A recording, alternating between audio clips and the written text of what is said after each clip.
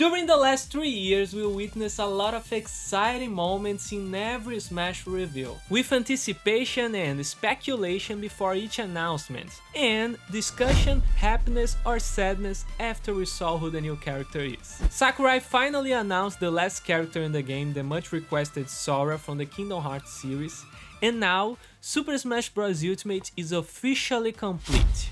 So, what's next? Nothing. It's over. It's finally over. And now we can appreciate a very special final product.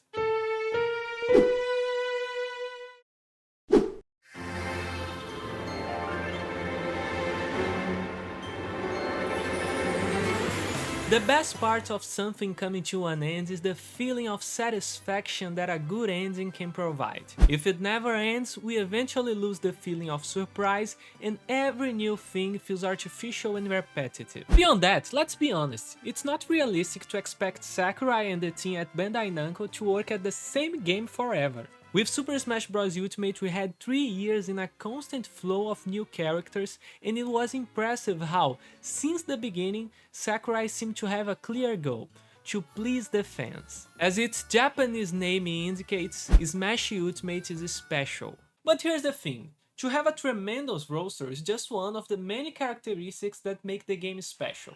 We had a lot of crossover fighting games over the years, but none of them seem to have the same impact as Smash. It's very hard to create a dedicated fanbase and to stay relevant for more than 1 year or 2. To me, what happens is that Smash has a very solid gameplay foundation, a relatively original concept that infuses platforming elements in a fighting game, that it is very well executed and can appeal to both casual and hardcore players at the same time. When those two elements come together, the fanservice with the quality of production, that's when Smash becomes really special.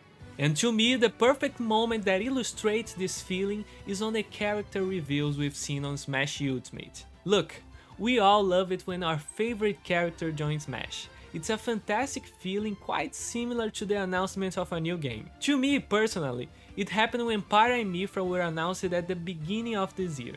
I never expected to see them because it wasn't a very popular pick, so when they appeared on my screen, I lost my mind. I got an invitation to join Smash!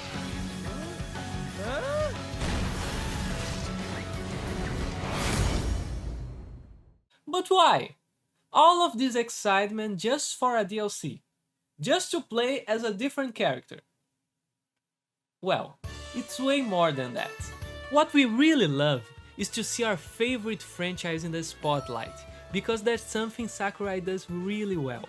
We love to see the reveal trailer full of references, the presentation where Sakurai enthusiastically talks about the character in the franchise, the usually fantastic implementation of the moveset, borrowing specific mechanics from the original game, the new stage, the music, everything. When a new character enters Smash, it's a real celebration of the franchise, because everything is so well executed and Sakurai is one of the few Eastern developers that keep such close contact with the community. In the presentations, he shows how he understands its character and how much care is put into the game, to a point that even when a character that I'm not so fond of is announced, I'm still excited to see how he is implemented.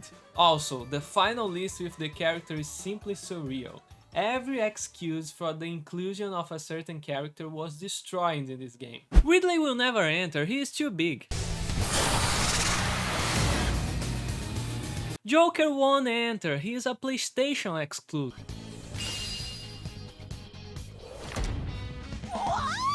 Banjo and Steve are Microsoft.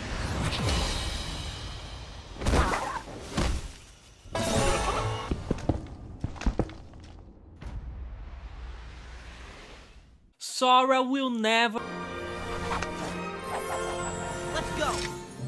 All things considered, the characters that compose the two fighter passes are very good choices. We had the ones from Nintendo recent games that didn't have representation yet, the unexpected ones, the very popular ones, and the ones that represented other fighting games. Now, you can probably be a little mad right now thinking about a character that didn't enter, like Crash, Rayman, Gino, or even Waluigi. Looking at the final roster, it's pretty clear that Nintendo and Sakurai gave priority to Japanese characters. There were rare exceptions like Stevie and Banjo, but they were definitely special cases. Of course, that's related to the fact that Nintendo is a Japanese company, but the point is, the roster has so many iconic franchises like Mega Man, Final Fantasy, Persona, and now Kingdom Hearts, that it is very hard for me to criticize the lack of Western representation. Until Brawl, we wouldn't even expect a character outside of a Nintendo franchise. It's funny to see how far we got. Now, of course, to give the game this special touch, it demands a lot of time and work. That's another reason why I'm glad that the game is ending, because Sakurai deserves a break. Sakurai kept working on Ultimate 3 years after the game launched, despite the fact that the base game already had the biggest roster in the series. By now, he is probably exhausted and it's not clear what will be the future of the Smash series. I'm pretty sure that Ultimate will be ported to the next Nintendo console, but it is really hard to imagine where the series will go from here. If the next Smash game doesn't have Sakurai's involvement, I would like to see a totally different game, like maybe a 3D fighting game or even an adventure game. I would like to see something totally different with a small roster of characters, of course. And because it would be a good time to shake things up in the series. And you, what do you think it's next for the series? Let me know in the comments. Thank you so much for watching. Bye!